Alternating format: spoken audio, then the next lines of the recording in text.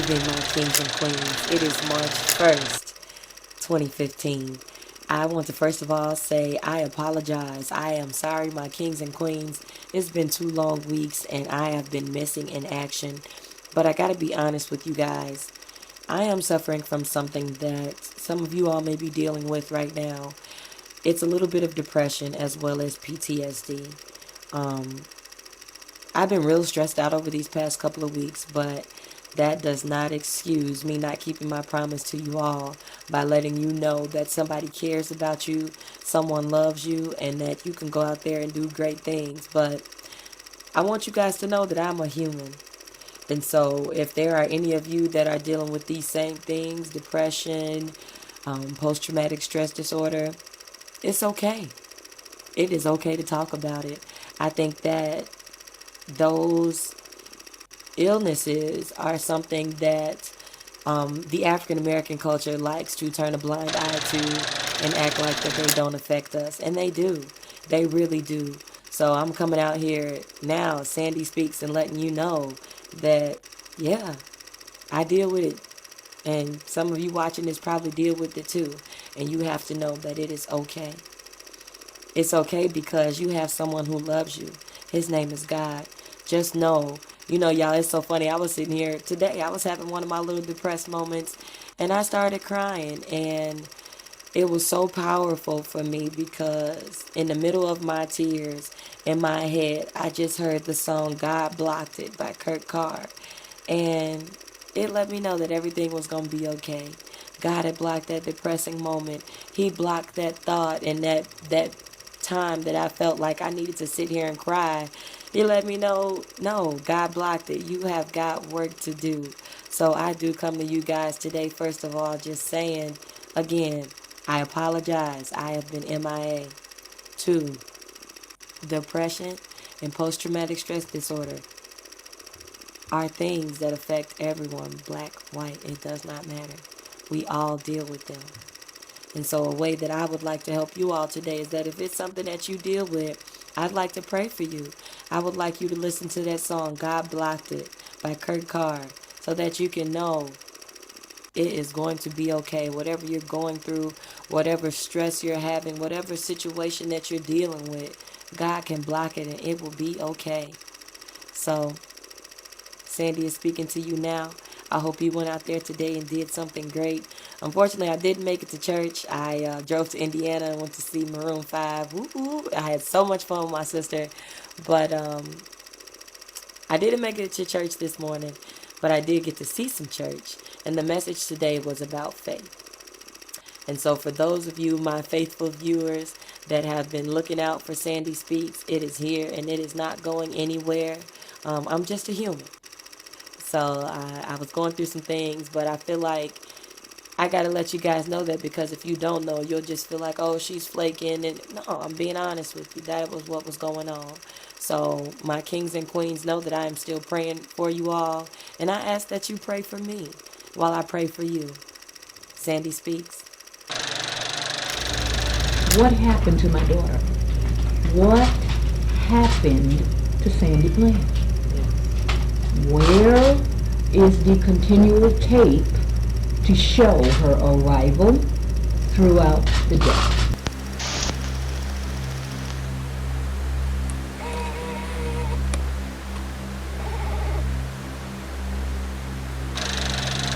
Hello and welcome back to No Names Media.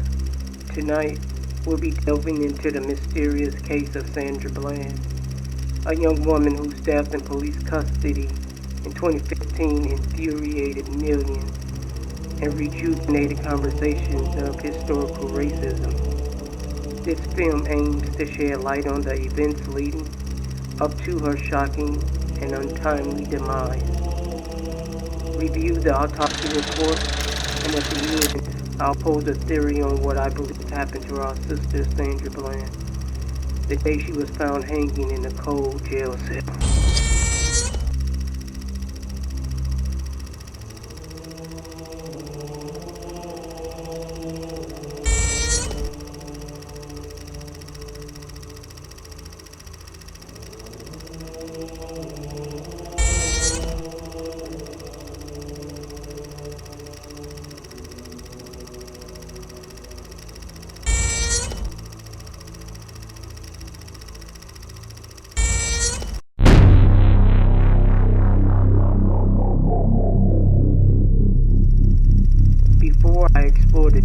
details of Sandra Bland's death.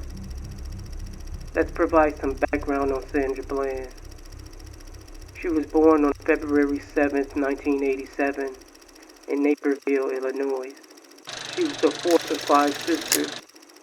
Sandra grew up in a loving and supportive family that instilled in her the values of education, equality, and justice. She attended Prairie View A&M University in Texas, where she graduated with a degree in agriculture in 2009. During her time at university, she developed a strong passion for social justice and activism. Her commitment to change was evident when she spoke out about racial injustice, police brutality, and advocating for the Black Lives Matter organization that formed on July 13, 2013, after the murder of 17-year-old Trayvon Martin on February 26 of 2012. Sandra then pursued a career in education and worked at several schools, making a significant impact on the lives of hundreds of students. She was known for her dedication to helping others and her commitment to fighting against racial exploitation. In many of her vlogs she uploaded, she expressed her desire to finally achieve equality for Black people, her thoughts on police brutality, and the lack of accountability within the criminal justice system.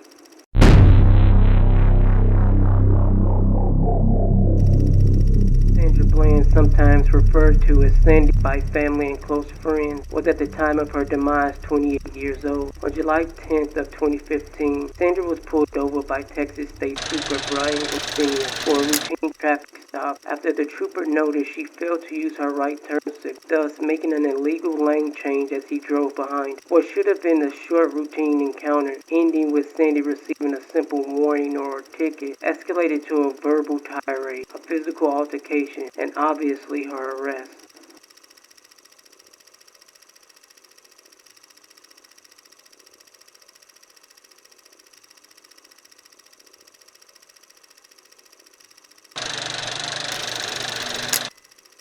What you're about to see is 100% genuine dash cam footage of the unfortunate interaction and arrest of Sandra Bland. The video starts as Trooper Brian is finishing up the traffic stop with another person, and as he pulls off, he notices Sandra make a sharp right turn without her right turn signal activated.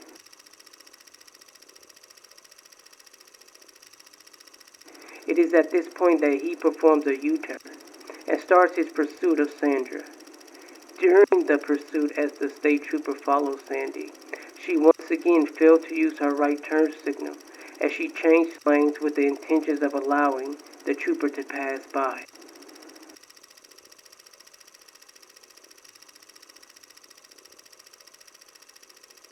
Trooper Brian's dash cam footage of the traffic stop reveals a tense exchange between Sandra and himself. The situation escalated when Sandra asked why the trooper was requiring her to put out her cigarette, as it was her right to smoke in her own vehicle. Okay, man.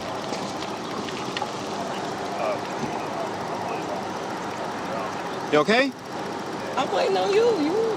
This is your job. I'm waiting on you. What do you want me to Oh, do? you seem very irritated. I am. I really am, because I feel like it's crap for what I'm getting a ticket for. I was getting out of your way. You were speeding up, tailing me. So I move over, and you stopped me. So, yeah, I am a little irritated, but that doesn't stop you from giving me a ticket. So, let's continue. Are you done? You asked me what was wrong, and I told you. Okay. So now I'm done, yeah. Okay. You mind putting out your cigarette, please? Don't mind. I'm in my car. Why do I have to put out my cigarette? Well, you can step on out now. Sandra was forcibly removed from her car, placed in handcuffs, wrestled to the ground, arrested, and charged with assaulting a trooper and resisting arrest. Sandra was then taken to Waller County Jail. She was arrested on a Friday. 3 days later, on Monday, at around 9 a.m., she was found dead in her jail cell, in a semi-standing position, hanging from the ceiling, with a white trash bag gripped around her throat.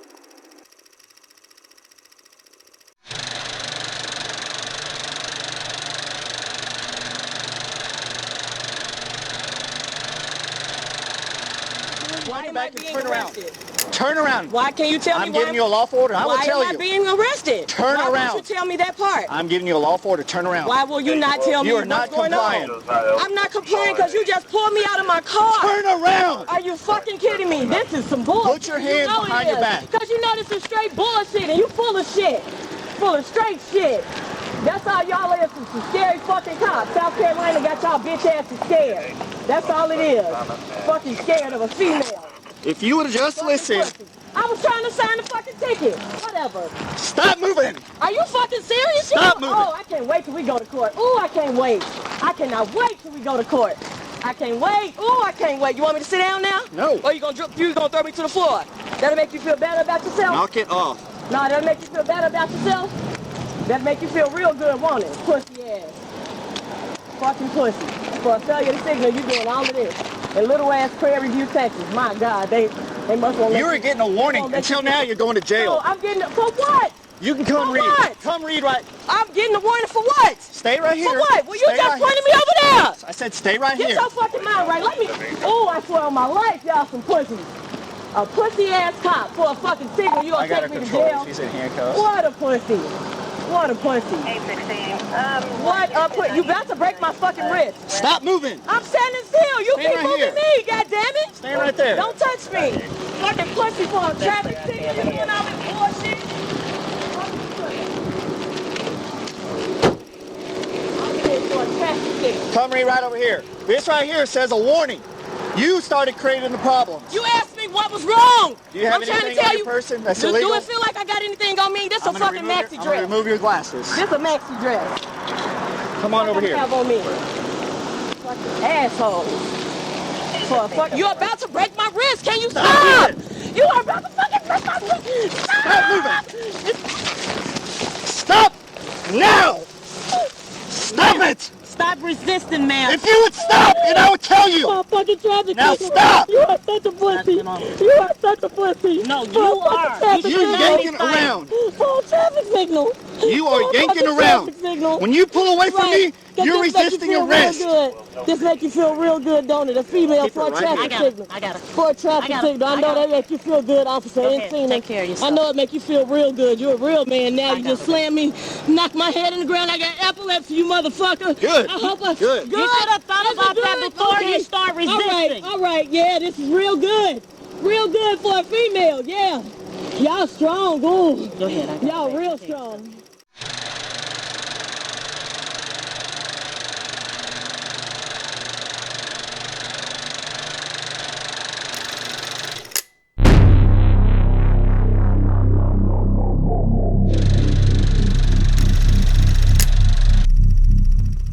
The official cause of death was ruled a suicide by asphyxiation, but questions and controversy surrounding the circumstances of her death remain to this day. As expected, an immediate investigation into her death was requested. Many felt that her history of speaking out in condemnation of the police and injustice may have made her a target. Once the dash cam video was released, people became even more convinced that the people within the jail wanted her dead because of her verbal belittling of one of their own. Sandra's untimely death ignited a global movement for justice. People around the world demanded answers and accountability. Her name became a symbol in the fight against racial profiling, cries to dismantle the system of white supremacy and police brutality. The hashtag Say Her Name movement sought to bring attention to black women who have been victims of violence, sexual assault, discrimination, and murder at the hands of law enforcement. Many questioned the official narrative, especially her mother, Geneva Reed Field, who knew Sandy better than anyone.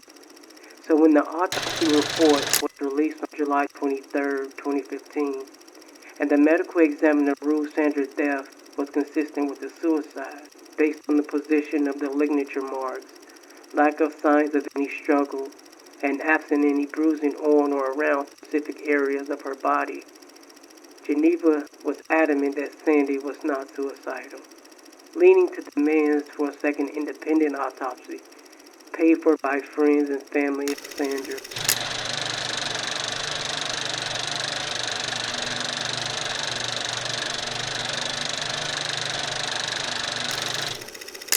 Several theories and controversies have emerged in the years since Sandra Bland's death. Some believe that Sandra's arrest and subsequent treatment were racially motivated. Others question the circumstances of her death and the jail's handling of their inmates.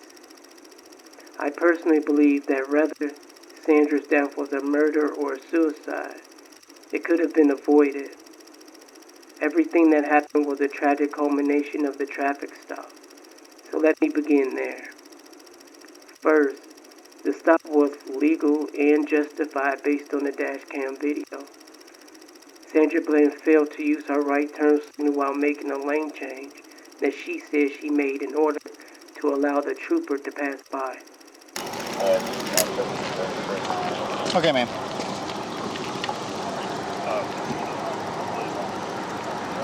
You okay? I'm waiting on you. This is your job. I'm waiting on you. What do you want me to Oh, do? you seem very irritated. I am. I really am, because I feel like it's crap for what I'm getting a ticket for. I was getting out of your way. You were speeding up, tailing me. So I move over and you stop me. So yeah, I am a little irritated, but that doesn't stop you from giving me a ticket. So The problems don't begin until the trooper and Sandra began to conversate with one another over the stop, and Sandra's unwillingness to partake in small talk and not hide the fact that she was irritated because she was stopped. And that was her right, and should not have been the issue for the trooper. He should expect people to not want to be in his presence considering he's law enforcement, which based on Sandra's history of activism against police is the precise reason she was visibly irritated. Sandra was not legally obligated to have small talk or pretend to be happy. This was evident to the trooper because right after asking her for a license and insurance, he immediately asks her what's wrong. Sandra responds, however, I can't make out what she says.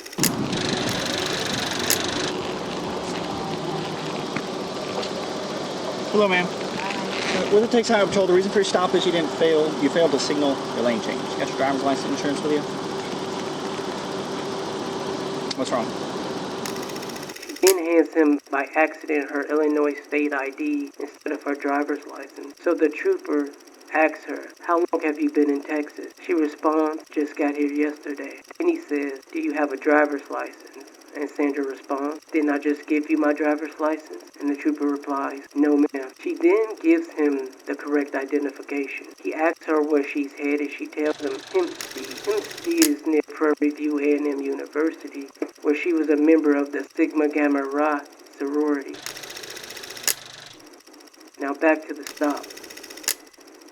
The trooper then says, all right, give me a minute, dismissing himself so he can return to his car to run the information. This is where things go off the rails. Because after the trooper tells Sandra, give me a minute, she responds with a comment that sounds like she said, no problem. And it may have been the way she said it or her body language, but it causes the trooper to pause for a second, as you can see in the dash cam footage. Okay. You give me a few minutes, all right?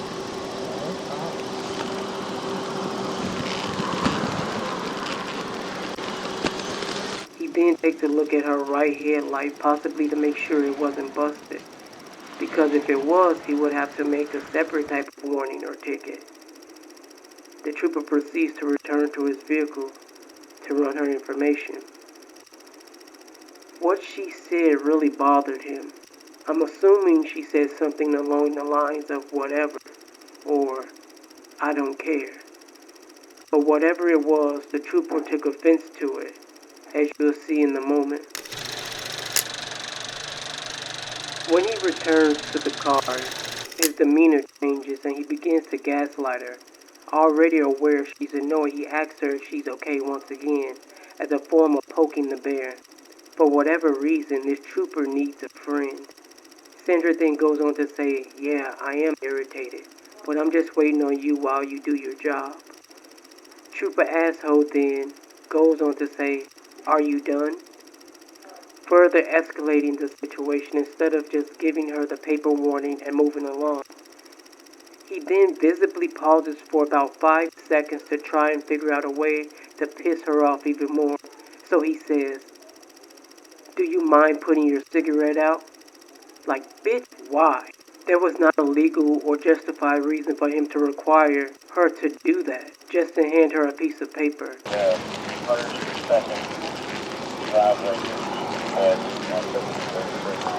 Okay, ma'am.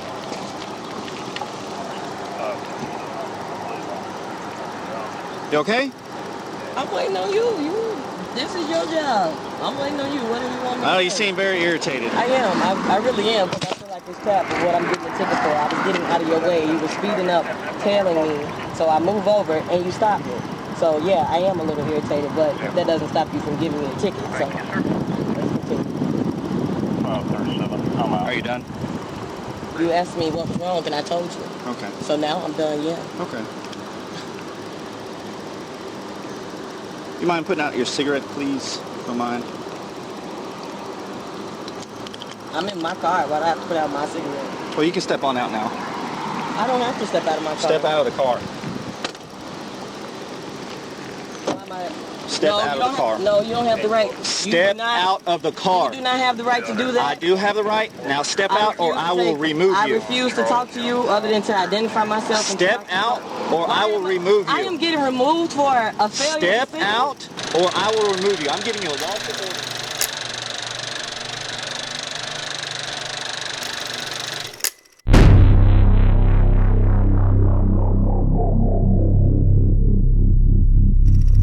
It's clear from jail surveillance video Sandra looked defeated and demoralized, but a lot calmer.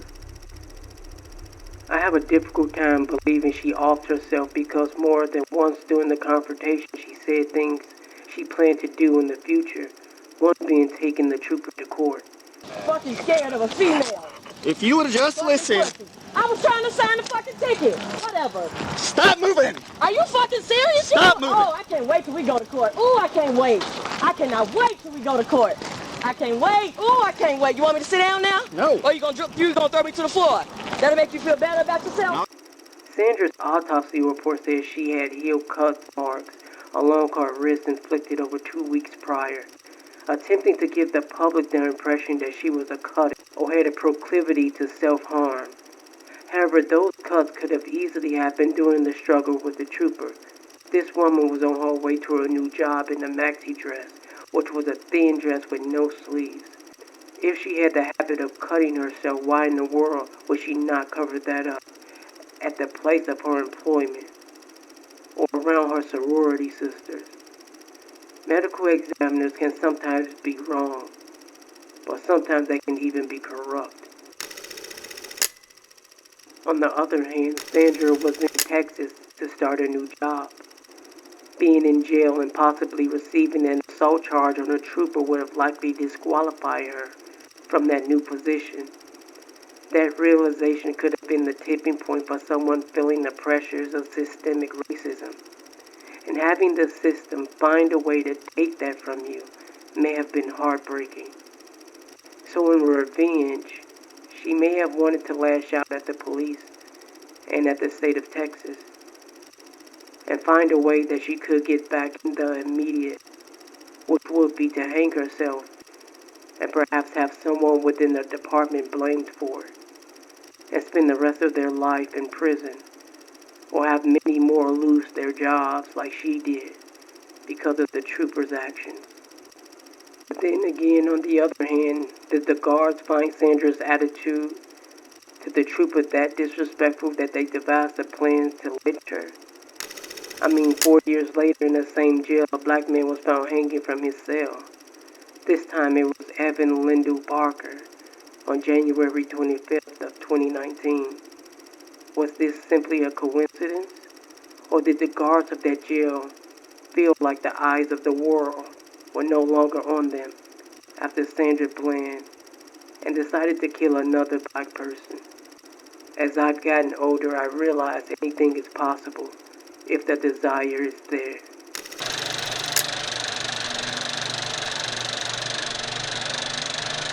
Certainly no one involved or any officers who would have witnessed either lynching would ever speak out about it.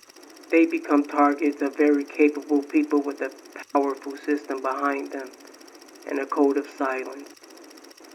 Although the autopsy and the medical examiner says Sandra had no signs of homicidal trauma, you have to remember that if anyone knew how to properly cover up a crime, it would be the police, especially 3 or 4 of them.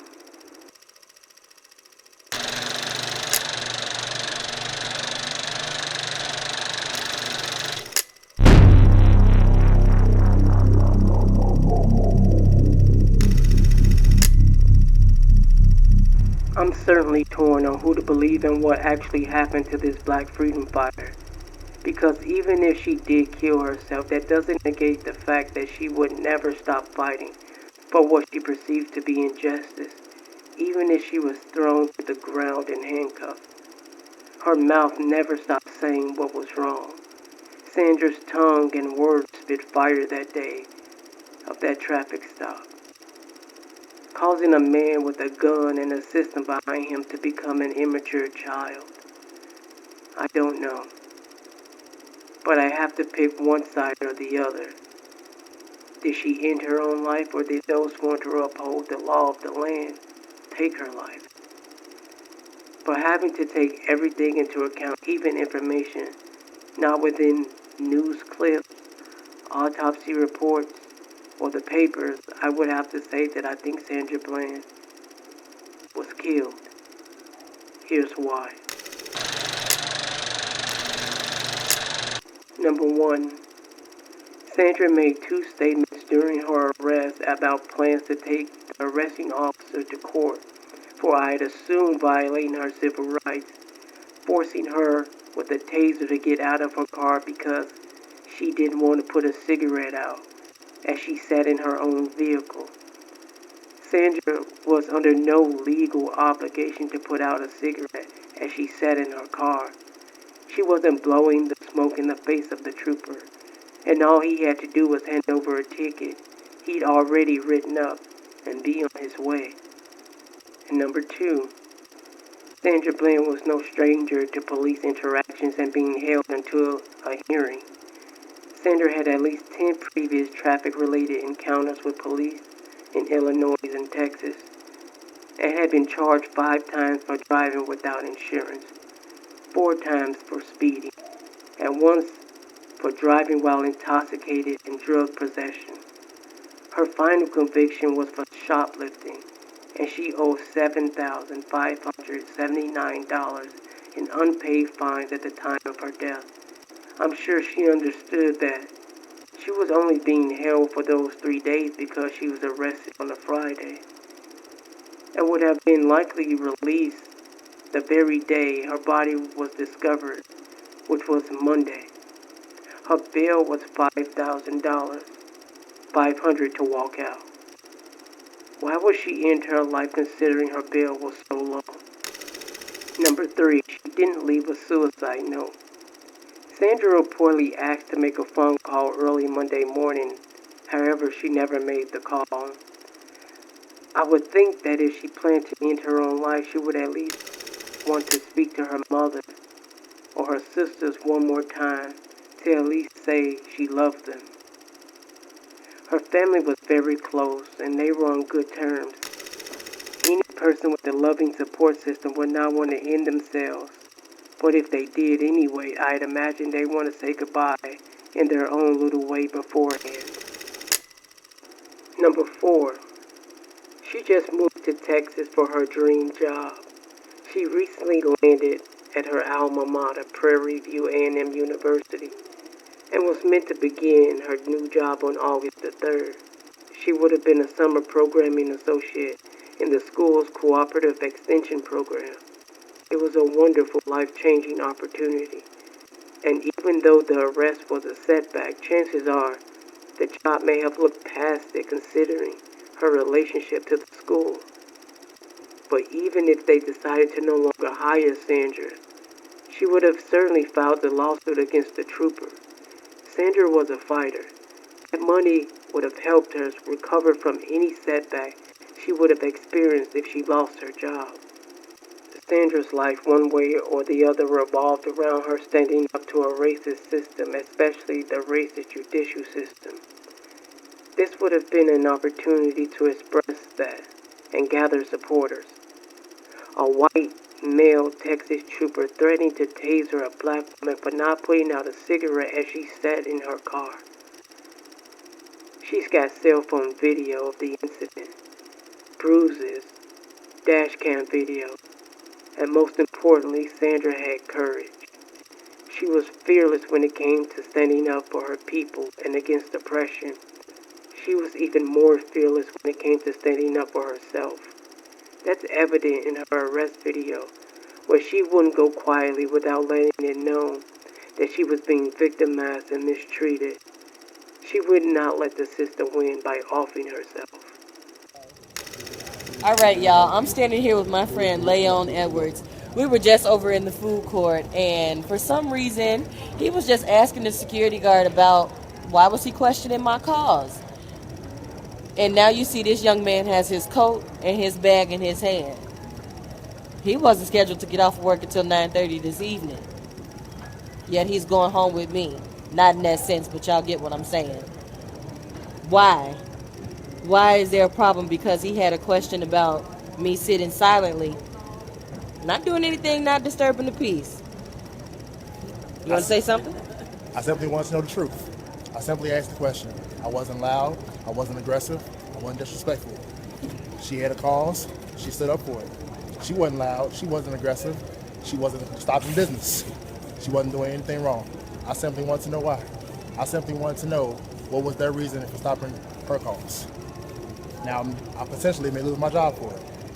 Y'all, we have to stand up. Things like this are the reason why today is how it is. This gentleman asked one question, and he's getting sent home, could possibly lose his job over a poster board. This is the problem. We are in Yorktown Mall, right in Lombard, Illinois. We come here and spend our money on this quote-unquote private property, and we can't even do public things. So here we go. If Leon is going to lose his job, we going to make business real hard for Yorktown. Believe that. Sandy speaks. Thank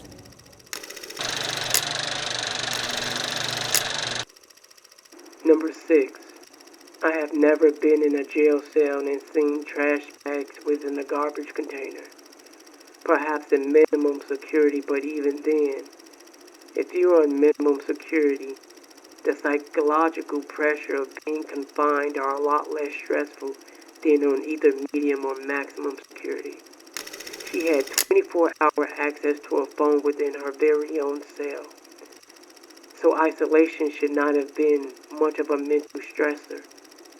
She could have called her family whenever she needed, as long as they were willing to accept and pay for the calls. Number 7. Sandra had no history of self-harm or expressing a desire to no longer live. She loved herself so much so, she began the journey of locking her hair. Having and maintaining and deciding to grow what some consider dreadlocks is not a simple decision. It's much more than just allowing your hair to grow and once in a while getting it twisted. It is a statement of defiance. It is a statement of uniqueness, of pride. All of the attributes Sandra possessed.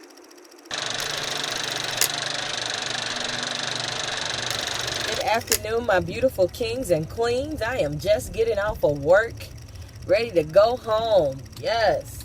Hopefully you had a great day. You did whatever you could to get out there, establish your kingdom or your queendom. Today, y'all, we're going to talk about hair. I don't know if many of y'all saw my post about how ready I am for my locks, but if you can see, yeah, I got my natural back.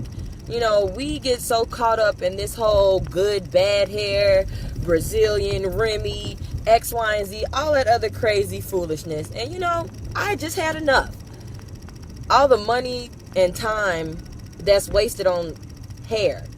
It's so unnecessary and so unimportant. Yeah, we all like to look pretty, and hair is important because, you know, us colored folk, we act like we don't know what nappy hair is, or we act like we don't know what kinky hair is. It always amazes me, the response that I get from people who look just like me about my hair, it's always such a negative response versus the response that comes from people of other cultures. While they can appreciate it and respect it for its beauty, my fellow kings and queens always find something to laugh or poke fun about it. But, baby, under that edge up, you got naps. Sweetie pie, under that Brazilian, you got naps. Before you get that perm, you have naps. So let's just cut it out. Let's stop hating on people because they hair natural or they choose to spend $300 on some hair, whatever the case may be. I've done it, and I've decided to stop. So the next time y'all see me, I will be a locked up queen, and it is going to be beautiful. So, my kings and queens, I reach out to you today and say, it is not about the hair. It is not. It's only hair. Okay? I love y'all. Bye.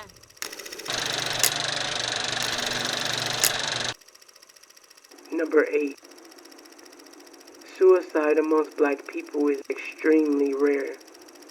Lower than whites, Asian, and Hispanics. But suicide amongst black women is even lower. And to have the same thing happen again 4 years later with a black man in the same jail and the same mysterious circumstances and tell us it's simply a coincidence is asinine. Waller County Jail representative claimed to have a document stating Sandra confessed to having tried suicide in the past after losing a baby. However, on the second page, when required to check the box if you ever attempted suicide, it's checked no. Don't touch me. I'm not under arrest. You don't have the right to take me. You are under arrest. The newly released documents shed light on what happened to Sandra Bland from her arrest July 10th to her mysterious death in jail just 3 days later. After she was taken into custody, a deputy at the Waller County Jail asked her questions about her medical history. Bland disclosed she once tried to kill herself with pills following a miscarriage. She also reported feeling depressed but denied having suicidal thoughts. About 3 hours later, Bland was given a suicide assessment by a jailer. This time, Bland said she was not feeling suicidal and no longer felt depressed. Once again, she reported the previous suicide attempt. But when the jailer filled out the report, she wrote that Bland had never attempted suicide. In a voicemail Bland left for a friend obtained by Houston station KTRK, Bland seemed frustrated to be behind bars. Bland's friend, Lavon Mosley, told the local station it's her voice, but CBS News has not been able to independently verify this. Bland family attorney Cannon Lambert says that relatives have no evidence Bland was ever suicidal. We know for a certainty that when she went into that jail, she was ecstatic. She had left messages with her loved ones, and that just does not jive with someone who would take her own life.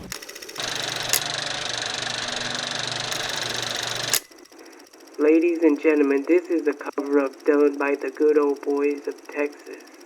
In conclusion, the case of Sandra Bland remains a tragic and troubling chapter in the ongoing discussion about race, policing, and justice in America.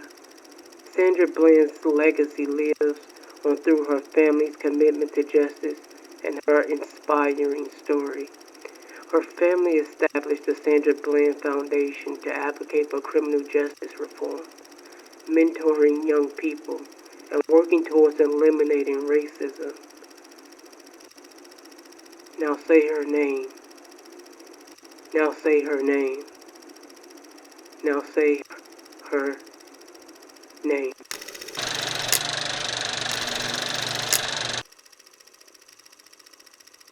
Sandra Bland's life was tragically cut short, whether by the hands of correction officers or by her own hands. But her impact continues to shape the world. Her name reminds us of the importance of speaking out against injustice and fighting for a more equitable society. Let us remember her name and continue to work for a world where all lives truly matter. If you would like to learn more about this case and stay updated on related developments, please consider subscribing to our channel and joining the discussion in the comments below. Thank you for joining me tonight at No Names Media. If you found this video informative, please give it a thumbs up, share it with your friends, and leave your thoughts in the comments below. Don't forget to subscribe for more content like this. Until next time, stay anonymous.